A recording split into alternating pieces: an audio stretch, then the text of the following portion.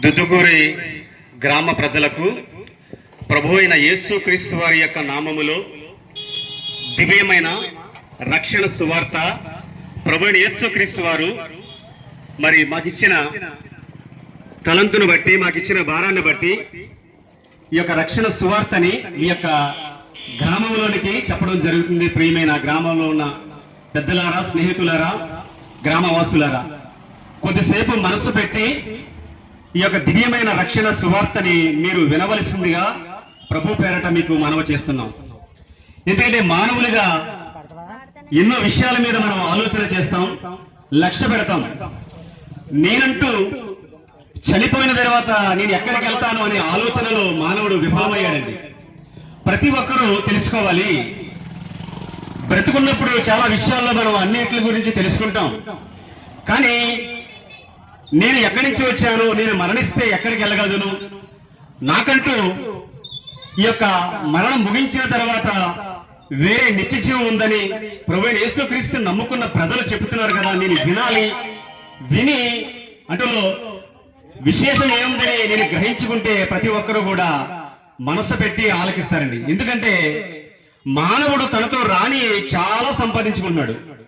భగవంతుడు పెట్టిన ఊపిరి, భగవంతుడు పెట్టిన ఆత్మను రక్షించుకోవాలి, నిన్ను కాపాడుకోవాలనే ఆలోచన లేదండి మానవులకి. అట్టి ఆలోచన కలగజేయడమే యేసుక్రీస్తు వారి యొక్క మార్గము, ఆయన ప్రణాళిక.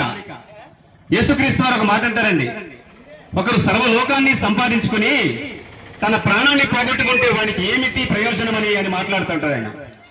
అలాగే మీరు విలువైన వాల్యూ అయిన ఆస్తులు సంపాదించుకుంటున్నారు, మంచిది, ఉద్యోగం సంపాదించుకున్నారు, పొలాలు ఎన్ని సంపాదించుకున్నారు, కానీ దేవుడు పెట్టిన ఊపిరి ఆత్మ మీలో ఉంది కదా, అది ఏనాడైనా గుర్తెరిగారా?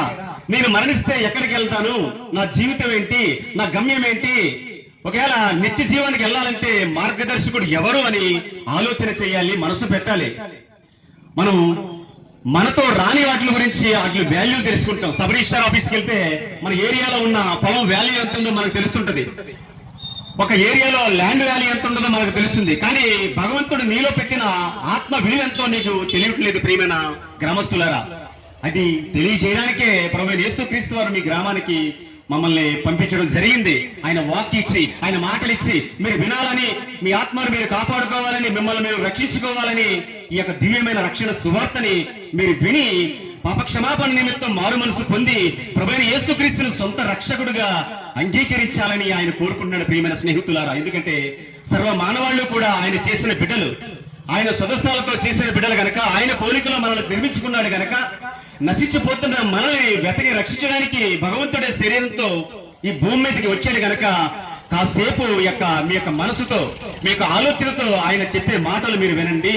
యేసుక్రీస్తులోని నిత్య జీవం ఉంది, నా యందు విశ్వాసం ఉంచిన వాడు చనిపోయినా బ్రతుకుతాడని ఆయన సెలవివ్వడం జరిగింది. ఆయన దివ్యమైన పరిశుద్ధ గ్రంథంలోని ఆయన యందు విశ్వాసం ఉంచి ఆయన నమ్ముకున్న ప్రజలకి నిత్య జీవం ఉంది. ఎందుకంటే మన మధ్యలో ఒక పురుగు ఉందండి, ఆ పురుగు పేరు గొంగలి పురుగు. ఆ పురుగు మరి ముళ్ళతో ఉంటది, పాకుతూ తిరుగుతూ ఉంటది. ఆ పురుగుని చూపిస్తూ మనకి దేవుడు ఒక నూతన లైఫ్, కొత్త లైఫ్ మనకి చూపిస్తున్నాడు. పాకి జీవితం నుంచి ఎదిగే స్థితికి వెళ్తుంది ఆ పురుగు. మన జీవితం కూడా అటువంటిదే అని దేవుడు మనకి తెలియజేస్తున్న మాటలండి. ఒక పురుగు జీవితం ఎలా ఉంది, మనం చేదరించుకున్నాం, చీపరి కట్టించిన దూరంగా దాన్ని పురుగును తుడిచేస్తుంటాం. అది పాకి స్థితి నుంచి గూడు కట్టుకుని ఎగిరి స్థాయికి వెళ్తుంది. అలాగే దేవుడు బిడ్డలుగా మనం కూడా నిత్య జీవానికి వెళ్ళాలంటే రక్షకుడిని తెలుసుకోవాలి, మహిమ శరీరం ధరించాలి. ప్రథమ ఫలముగా ప్రభువైన యేసుక్రీస్తు వారు లేవడం జరిగిందండి.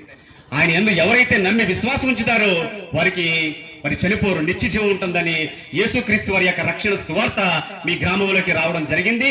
ప్రతి ఒక్కరూ కూడా ఈ మాటల్ని మనసు పెట్టి, ప్రభు నా గురించి ఈ మాటలు నేను మారాలి, వినాలి, ప్రభును సొంత రక్షకుడిగా అంగీకరించాలని, నా గురించి ఆయన బిడ్డల్ని గ్రామానికి పంపారని ఎవరైతే విశ్వసిస్తారో అటు వారికి ప్రభు యేసుక్రీస్తు వారు నామములో రక్షణ దొరుకుతుంది. ఈ మాటలు ప్రభు మీ వినికిడిలో ఫలింపజేయునుగాక.